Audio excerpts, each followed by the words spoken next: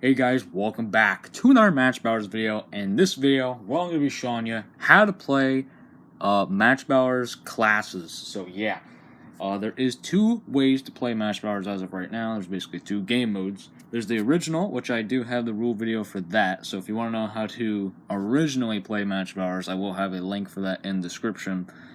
And if you want to know how to play Match Battlers with the Classes cards, you know, the new way to play, the new game mode I just made, then what was the video for you?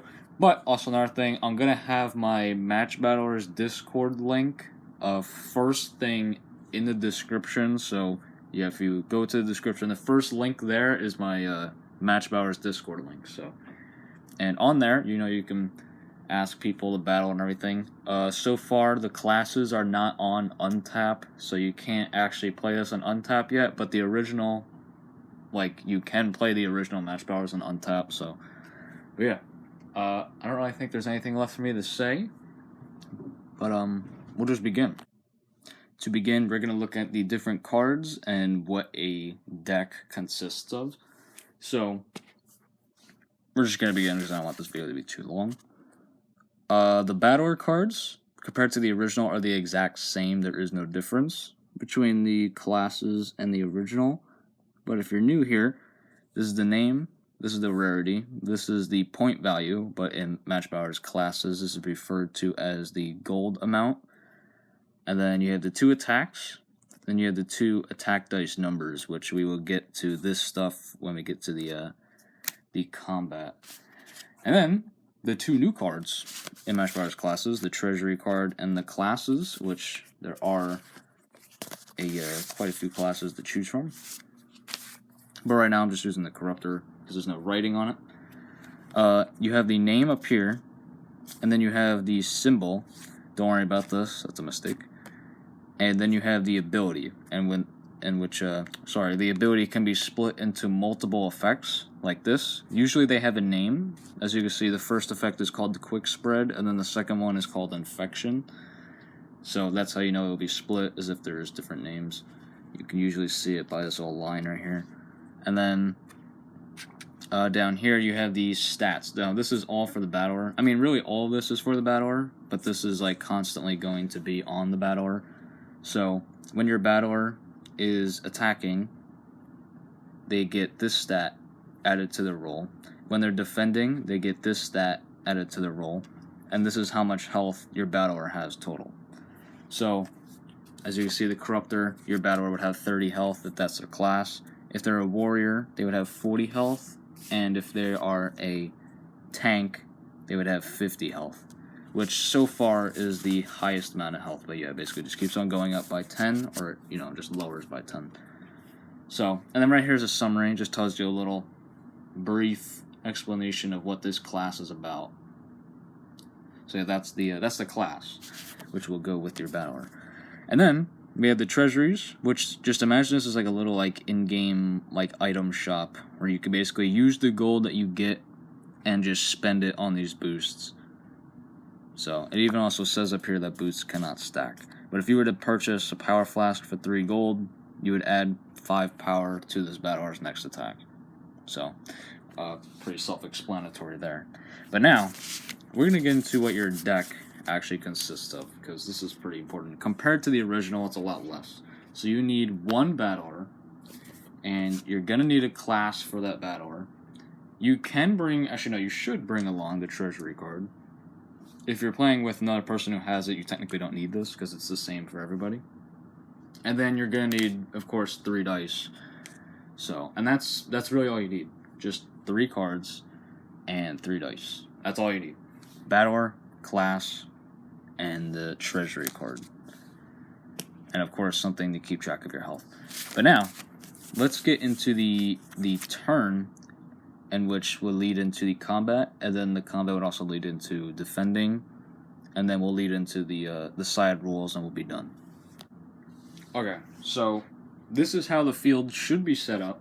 You should have your battler with your class, which, I mean, the class doesn't have to be right next to it. It could be really anywhere, but just for you guys to see. And then you would have their battler with their class.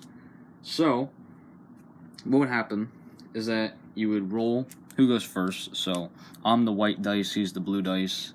So he got 5, I got 4. So then he would go first, but for the sake of the video, I'm going to go first. And now it's my turn. Because it's my turn, it's called, like, the attacking turn. Like, basically, I'm the one attacking, and for him, he's defending. So what this means is that because it's my turn, this stat is going to be added to my battler's rolls, and this stat, the defense stat, is going to be added to his rolls. So that's basically what those mean. But now, let's actually get into how the combat works. If you already know how the combat works, you really don't need to see this, but if you're new, or you forget, I'm going to show you. So this is where your 3 dice come in. So you're going to roll all 3 of your dice, and the first roll is called the base power roll. This is basically just going to set up your attack. So what you do is that you just roll 3 dice, and you add all the totals together. So right here, this is 8 power. So now I have 8 power so far. So what I'm going to do is I'm going to re-roll 3 of my dice, and I'm going to look for any of the dice to land on these 2 numbers, the 6 and 2. So that sucks. For the sake of the video, alright, I finally got one. I actually got the same exact roll twice. Okay, for the sake of the video, we're going to re-roll. So let's say I got this on my first roll, right? You know, it can never go according to plan. I did get a 6, which means that I get axe and shield once, because I only rolled 1 6. If I did roll this, I would get it twice, but I didn't. So I would add this power to my previous, which was 8. So he would have 14 power now, and nothing else is any of these, so that's all I have, 14. And then I'll go to my class, and I would add this attack stat. So then, boom, his 14 will get added, by 5, and it will go right up to 19.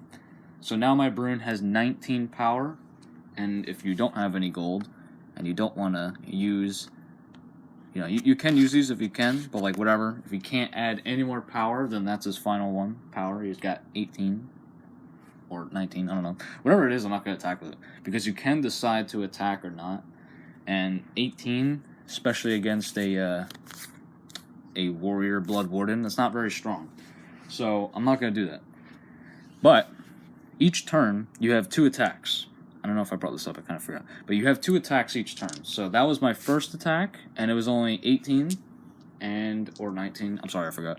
But I'm not even going to attack with that. That's just garbage. So now, I'm on to my second attack, which is the exact same thing. So I'll just roll. That's big. So 16. Huge numbers right there. And I did get a 2, which matches the robot arm, which I would add that. So that's 20 power. I'm shaking like a beast, because I would add the 4 to my 16. So 20, add the 5, 25 power. That's pretty good. And that was for my second attack. So now, if I decide to attack, then now it's my opponent's defense roll. So let's bring in his warden. So now, what my opponent does is literally the exact same thing I did. So he's going to roll, which that together, base roll, that's 8. Now he re-rolls for his attacks, which his attacks are 5 and 1. So he did get his strong attack right here. So that 8 goes up to 17. And because of the class, I add this 3 to the 17. Because he's not attacking, it's his defense, so he has 3. Which means that he goes up to 20. And that's all he can do. So he got 20 total, and I got 25. So 25 is 5 more than 20. So he would take 5 damage. So he would go down to 35 health. And that's basically how the combat works. Okay, I actually forgot to mention. Well, what happens when your opponent's battler actually beats your battler in a defense roll? So let's say I attacked his warden with like 25 power. And let's say he beat my 25. Let's say he got like 27 power. Well, because he beat my attack, he would actually have a +5 power bonus or power boost to his next attack. So basically it'd be called, a +5 power to his battler's next attack if they defeat my attack. So basically you don't want to attack with low power. You want to do it with more higher power so they don't get those boosts. Because if he has 5 more power, you can get much stronger attacks, come in, deal more damage, and get gold from me, and it's just, So don't attack with weak ones, only attack with the strong ones, or else you're just going to make them even stronger. And then it would be his turn. He would get his 2 attacks, and the exact same thing would happen. And, But because I did damage him, I did get 5 gold, because that's how much his Blood Warden is. So now I have 5 gold in my arsenal, so I can use it for any of these. So, boom. That's what the gold is used for. So, besides that, that's pretty much it. You basically just go back and forth, getting gold and everything, spending it on treasuries, beautiful treasuries, absolutely delicious. And you basically just keep on going and going until one person is defeated. So, but now, we're going to get into a little bit of the side rules. I think there's really only like one side rule. It has to do with the base power rule. So, in the original MatchBattlers, I almost got it. If you got 3 of the same number in all the dice, this is known as an all-3 roll, which basically means that if you don't roll the same, it's an instant damage. That's the original MatchBattlers. But this is MatchBattlers Classes, so this is a little bit different. But if you roll the same number 3 times, almost got it again, this would be an instant 20 power. So these add up together to be 12. Well, it doesn't matter. It's 20. If you roll the same 3 times, it's 20 power. No matter what. Even if it's this, which I actually did get this earlier. This is 20 power right here because it's the same number 3 times. So then you have then you would have 20 base, and then you would roll for his attacks. Let's say it's Brune. I did get a 6. So, boom. 26 power. He has the Corruptor class. Boom. Plus the 5. That's 31 power with Brune. So, yeah. That's basically that.